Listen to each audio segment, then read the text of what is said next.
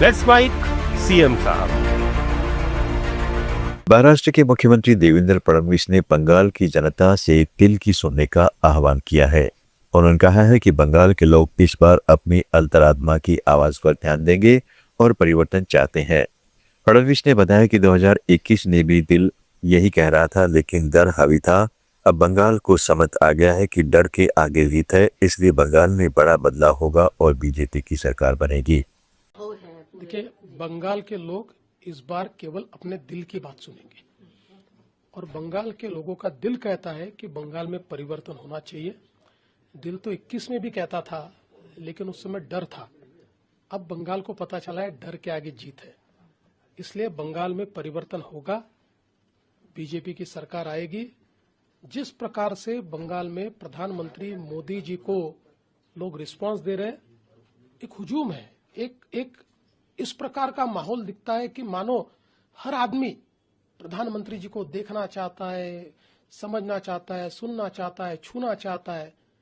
तो इसका मतलब है लोगों को भी लगता है कि बंगाल में भी मोदी जी के नेतृत्व वाली सरकार आए। मध्य प्रदेश के मुख्यमंत्री मोहन यादव ने ओंकारेश्वर के एकात्मक धाम में एकात्मक पर्व का उद्घाटन किया। समारोह को संबोधित करते हुए उन्होंने कहा कि मध्य प्रदेश सरकार के संस्कृति मंत्रालय की ओर से यहाँ दिव्य कार्यक्रम आयोजित हो रहा है। एकात्मक धाम आदि गुरु शंकराचार्य के उस काल को जीवंत करता है जब लगभग 1200 साल पहले वे इस पावन स्थल पर आए थे। सीएम ने इस आयोजन को सांस्कृतिक विरासत को मजबूत करने वाला बताया और सभी से इसमें भाग लेने का आह्वान किया। ओंकारेश्वर एकात्म धाम के आज के इस आयोजन में 5 दिवसीय शंकराचार्य जयंती के अवसर पर संस्कृति मंत्रालय मध्य प्रदेश सरकार के द्वारा भव्य दिव्य आयोजन किया जा रहा है, जिसमें आज का शुभारंभ सत्र शारदा पीठ के शंकराचार्य परम पूज्य सदानंद जी महाराज साहब के साथ और अन्य विद्वानों की मौजूदगी में ये कार्यक्रम का शुभारंभ हुआ।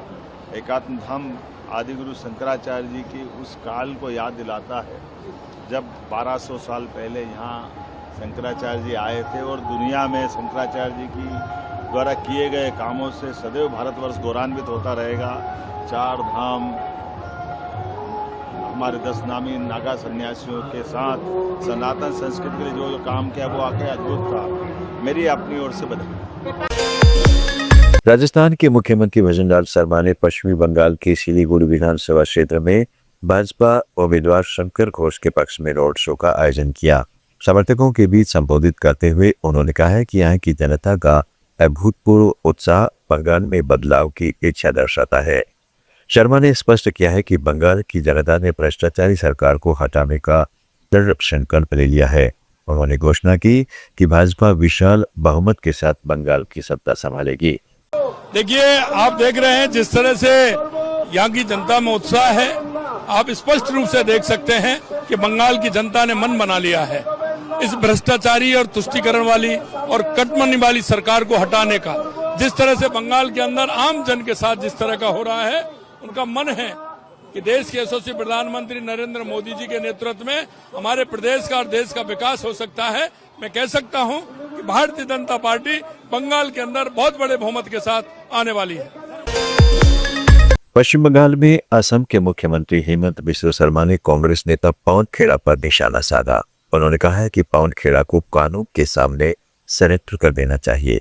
शर्मा ने चेतावनी दी है कि कानून से जितना भागेंगे उतनी ही मुश्किलें पड़ेंगी। उन्होंने सलाह दी कि खेड़ा गुवाहाटी में सरेंडर कर दे। पवन खेड़ा का जो है वो रिजेक्ट कर दिया बिल, इसको मेरा लगता है कि पवन खेड़ा को कानून का सामने सरेंडर करना चाहिए और कानून से जितना भागेगा इतना ही मुश्किल बड़ा होते जाते हैं। तो इसके लिए उनको मैं यही बोलूंगा कि आइए गुवाहाटी में सरेंडर कर लीजिए। उत्तराखंड के मुख्यमंत्री पुष्कर सिंह धामी ने 4 धाम यात्रा की तैयारियों को लेकर बड़ा बयान दिया है। उन्होंने कहा है कि यात्रा की अधिकतर तैयारियां पूरी हो चुकी हैं और बाकी कामों को अंतिम रूप दिया जा रहा है। धामी ने बताया कि उन्होंने हाल ही में मौके पर जाकर सड़कों का निर्माण कार्यों का निरीक्षण किया और अधिकारियों को समय पर काम पूरा करने, गुणवत्ता बनाए रखने और यात्रियों की सुविधा सुनिश्चित करने के निर्देश दिए हैं। देखिए रहने की भी तमाम स्टेक होल्डर से भी बात की है, क्या तैयारी है सर? चार धाम यात्रा की सभी तैयारियां लगभग पूरी हो गई हैं और अंतिम तैयारियों को अंतिम रूप दिया जा रहा है। तो उसी के निमित्त मैं भी कल स्थलीय निरीक्षण किया, सड़क मार्ग को देखा, अनेक स्थानों पर जो निर्माण कार्य चल रहे हैं उन सभी निर्माण कार्यों को समय पर पूरा करने के लिए कहा है और अच्छी क्वालिटी के काम हो, ठीक प्रकार से हों, सड़कें सब सही हों, पैचवर्क जहाँ होने थे सब जगह हो जाएं और कुछ आपदा में सड़कें धंसाव हो गया था वहाँ पर भी काम चल रहा है तो उनको भी देखा गया है। यात्रा सुरक्षित हो, स्वच्छ हो और ग्रीन जो हमारा एक थीम है ग्रीन टूरिज्म, उसको जैसे हमने यहाँ पर ग्रीन गेम्स राष्ट्रीय खेलों में एक थीम दी थी, उसी के आधार पर इस बार क्लीन और ग्रीन यात्रा की भी थीम है।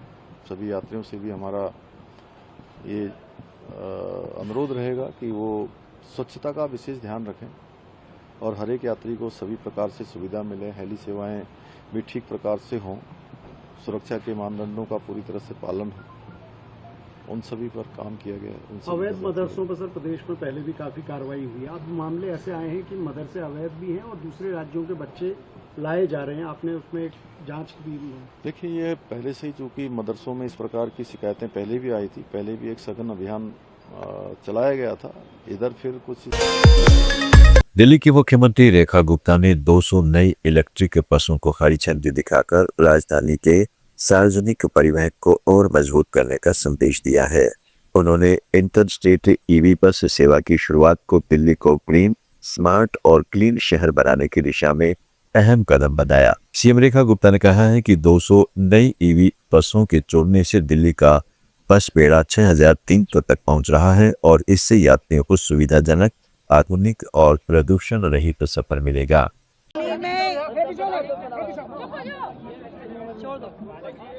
दिल्ली को clean Delhi, green Delhi, smart Delhi बनाने की दिशा में जिस तरीके से दिल्ली सरकार लगातार लगी है, आज एक अगला कदम हमने उसी दिशा में बढ़ाया है जब 200 नई ईवी बसेस हमारी इस परिवहन व्यवस्था में जुड़ी है। आज 6300 बसेस के साथ में दिल्ली बढ़ रही है, लगातार बढ़ रही है। क्लीन मोबिलिटी के माध्यम से ये पूरी दिल्ली शहर पर्यावरण की लड़ाई भी लड़ रहा है और अपने ट्रांसपोर्टेशन को भी बेहतर कर रहा है।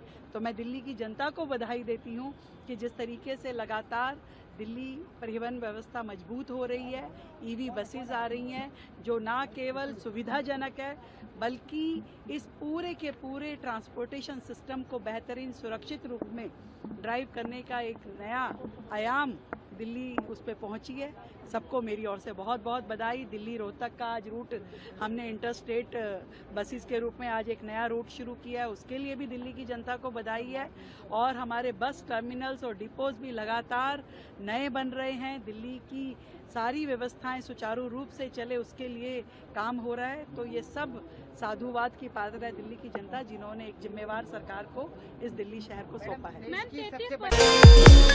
पटना में बिहार के मुख्यमंत्री सम्राट चौधरी ने नारी शक्ति फॉर विकसित भारत दौड़ को हरी झंडी दिखाकर रवाना किया। यह आयोजन महिलाओं की भागीदारी और सशक्तिकरण को बढ़ावा देने के उद्देश्य से किया गया, जिसने बड़ी संख्या में महिलाओं ने उत्साह के साथ हिस्सा लिया।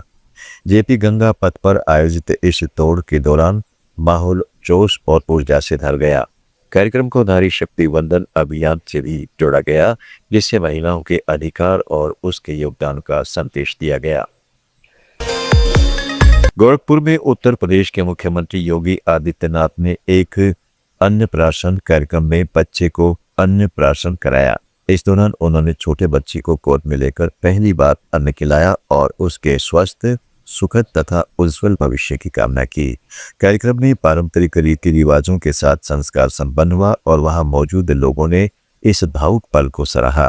मुख्यमंत्री की बच्चों के प्रति स्नेहपूर्ण छवि एक बार फिर देखने को मिली। आप सुन रहे थे let's smile more than radio.